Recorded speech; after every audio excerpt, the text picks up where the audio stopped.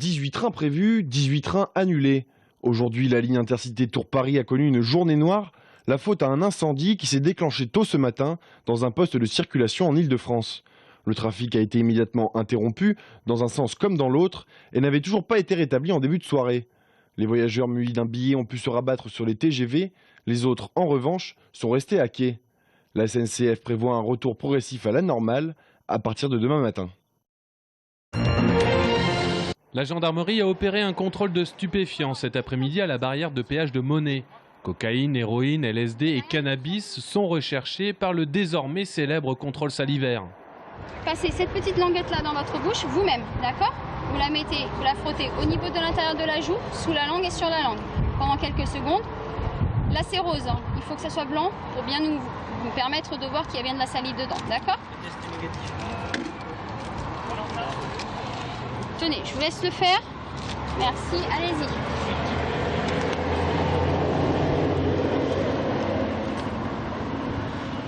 Donc là on presse sur une petite capsule qui se casse, qui se brise. Il y a un liquide qui se mélange à votre salive. Vous avez deux barres vers vous. La première, celle qui est à votre gauche, c'est la validation du test. D'accord? Donc normalement, il va y avoir 3 barres qui vont s'afficher. C'est pas que ça sera positif, c'est juste que le test est valide et que nous, on puisse appuyer dessus. D'accord? La seconde barre, donc à votre droite, c'est les tests pour vous, pour votre test, à vous. D'accord? Donc si elles apparaissent, c'est que le test est positif. Si elles apparaissent pas, c'est que le test est négatif. Si c'est négatif, on vous remet au papier, vous repartez, vous reprenez la route. Si c'est positif, il y aura donc une prise de sang faite par un médecin. D'accord? On va voir ça. Au bout de 2 heures, le dispositif a dû être levé, faute d'effectifs, car 4 contrôles ont révélé des tests positifs au THC, la molécule active dans le cannabis, hashish ou herbe. Cette molécule, elle est détectable grâce à la prise de sang qui suit le dépistage salivaire positif. La courbe, si vous voulez, la courbe du salivaire, c'est 24 heures. Les courbes de l'urinaire ou de la prise de sang sont identiques sur un ABAC et on peut remonter une consommation sur 3 semaines, 1 mois. Donc en fait, le conducteur qui se dit, moi j'ai consommé ce week-end par exemple, je vais faire de la route mardi ou mercredi, il peut encore conduire sous l'influence du cannabis. Celui qui conduit, c'est celui qui ne boit pas, dit la pub. C'est aussi celui ou celle qui ne fume pas dans les 24 heures. Sinon, c'est 6 points de permis en moins et jusqu'à 6 mois de prison avec sursis. À l'exception du vote pour du député socialiste du Loir-et-Cher, Denis Robillard, nos 3 parlementaires d'Indre-et-Loire se sont abstenus sur le texte de la réforme territoriale. Jean-Patrick Gilles, favorable à la disparition des conseils généraux, refuse de voir la région centre isolée de toutes parts. On s'est retrouvé tout seul, un peu victime collatérale du fait que le gouvernement n'arrive pas à traiter la question de la Bretagne, qui voudrait à la fois se réunifier à 5 départements, c'est-à-dire récupérer la Loire-Atlantique, mais est-ce que pour autant ils prennent les Pays de Loire ou pas? Donc du coup, moi je suis pour revenir au choix initial, qui est de dire essayons de construire une région Val-de-Loire, c'est-à-dire la région centre, plus au moins les départements Sarthe, Maine-et-Loire. À droite, les députés Claude Greff, Philippe Briand et Patrice Martin-Lalande ont eux voté contre. Quant au centriste Maurice Leroy, le président du Conseil général du Loir-et-Cher, s'est abstenu en première lecture. Pour le député socialiste Laurent Baumel, la mobilisation des élus et des électeurs doit se poursuivre en faveur d'un rapprochement avec les Pays de la Loire. Parce que ça reviendra en deuxième lecture à l'Assemblée nationale si, par exemple, cette question du rattachement du centre et des Pays de la Loire devient possible, parce qu'après tout, ça ne modifiera pas le reste de la carte. Donc pourquoi cette avancée ne serait pas possible dans les mois qui viennent? Frédéric Thomas déplorait ce soir un statu quo qui constitue un handicap pour la région centre menacée à l'avenir. Le texte sur la réforme territoriale a été adopté par 261 voix pour, 85 abstentions. À Château-Lavallière, habitants et touristes vont devoir changer de spot pour faire trempette. L'agence régionale de santé vient d'interdire la baignade à la plage du lac du Val-Joyeux, une mesure provisoire due à une pollution des eaux d'origine encore indéterminée. Dans l'attente de nouvelles analyses, la mairie a installé des panneaux à proximité du lieu de baignade pour avertir les vacanciers. Toujours pas de victoire pour le Tour FC version 2014-2015. Pour son 3e match amical de préparation, les Bleus ont concédé le match nul contre Orléans, équipe tout juste promue en Ligue 2. Un partout lors de ce derby du centre, un résultat qui s'explique entre autres par le choix d'Olivier Pantaloni de faire tourner son effectif. Diaz, Kaoui, Vumbi ou encore Belkebla, le jeune joueur venu de Valenciennes pour renforcer l'équipe réserve. Tous ont joué plus de 70 minutes de jeu. Et si le match n'a jamais été d'une grande intensité, les deux équipes se livrant très peu. Ces joueurs en manque de temps de jeu ont fait preuve de combativité et ont respecté les consignes du coach. On n'a pas été inquiétés au cours de cette première mi-temps. On les a pas inquiétés non plus, on ne s'est pas créé d'occasion, mais c'était intéressant.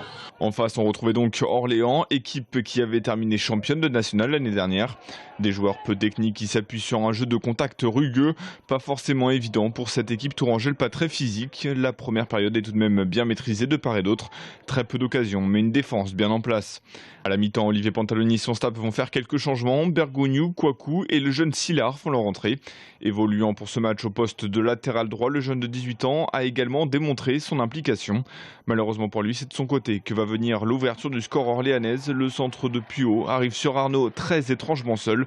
Il fusille Esteban Salès, jusque-là décisif dans ses interventions. On a eu un peu de mal à rentrer dans le match. Après, on a réussi à se créer quelques occasions sur coup franc ou surface de jeu, mais on sent qu'il n'y a pas encore tous les automatismes de fait. Faudra vraiment, je pense, régler ça sur le dernier match contre Laval. Heureusement, le TFC va trouver les ressources pour égaliser à l'heure de jeu. C'est le milieu de terrain Kaoui qui va tromper le portier d'Orléans, bien aidé par la déviation d'un défenseur. Les dernières poussées orléanaises n'y changeront rien. Un partout entre les deux formations. Il reste un seul match de préparation au Tourangeau pour décrocher une victoire, vendredi à la Vallée du Cher contre Laval, soit une semaine avant le début du championnat.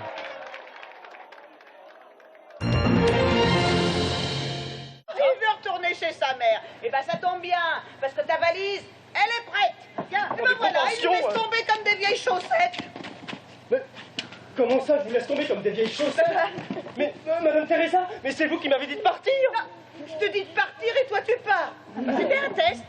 Un test? Oui, un test. C'est une histoire vieille de pratiquement 40 ans. Le cirque Bidon, un cirque vraiment pas comme les autres, ni traditionnel ni contemporain. On est plutôt dans un spectacle de saltimbanque, un cirque authentique, poétique et original qui trouve son origine dans une histoire tout aussi originale, une histoire d'amour. Après 68, j'ai quitté Paris, j'ai voyagé et j'ai rencontré en province, dans les bois, une trapéziste qui était arrêtée et qui en avait marre de travailler dans les grands cirques et qui rêvait d'un cirque différent, un petit cirque très poétique, romantique et pourquoi pas avec des roulottes et des chevaux. L'histoire d'amour s'est depuis arrêtée, mais le cirque, lui, a continué. Un mélange de numéros traditionnels, de chants et de la comédie à la limite du vaudeville. Derrière, une compagnie de 14 personnes, tous habitent et se déplacent de ville en ville en roulotte. Alors tout est vraiment très bien conçu pour ne pas perdre du tout de place, bien sûr, parce que c'est un petit lieu. Donc il y a des tiroirs qu'on peut tirer et qui font toute la surface du lit derrière. J'en ai deux. Et plein de fenêtres partout, ça fait quand il fait très chaud, j'ouvre toutes les fenêtres, j'ai des courants d'air. Des roulottes qui servent aussi de décor pour le spectacle. Un spectacle que cette chanteuse comédienne a découvert en tant que spectatrice. Elle en est tombée amoureuse et y travaille désormais depuis 2 saisons. J'ai toujours rêvé de jouer de ville en ville. Alors, j'imaginais même pas dans des roulottes, mais là c'est encore plus magnifique, quoi. Et puis c'est un spectacle très particulier. Je me souviens quand je l'ai vu sous les étoiles, voilà, on a le ciel en toile de fond. On a l'impression d'un voyage dans le cosmos.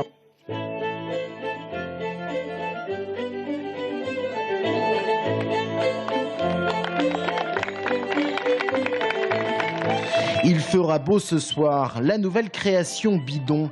L'histoire, une troupe de cirque qui subit de plein fouet le conflit de génération. D'un côté, des jeunes qui réclament plus de confort, de l'autre, des anciens qui refusent tout changement. On veut un chapiteau. Mais non, on veut un chapiteau. Vous voulez pas non plus un pavillon dans le 16e avec piscine en terrasse, hein? Ouais, vous attendiez à ça ou... Pas du tout. Pas du tout. On n'a pas envie d'aller voir un autre cirque après avoir reçu celui-là, quoi. J'ai l'impression que je reviens en enfance, que j'ai 5 ans et c'est bourré de magie, de poésie. En plus, au niveau technique, ils sont très forts. Très bien, ça vaut vraiment le détour. Ça ne va jamais. Des récriminations à longueur de journée qui m'agace, mon Roméo. Des comédiens qui jouent constamment leur rôle, même à l'accueil du public. Et un moment inoubliable pour le spectateur, petit ou grand. Des représentations sont programmées tout l'été en Indre-et-Loire et Loire-et-Cher. Et c'est sur ces images que l'on referme ce journal. La descente infernale. Et en allez.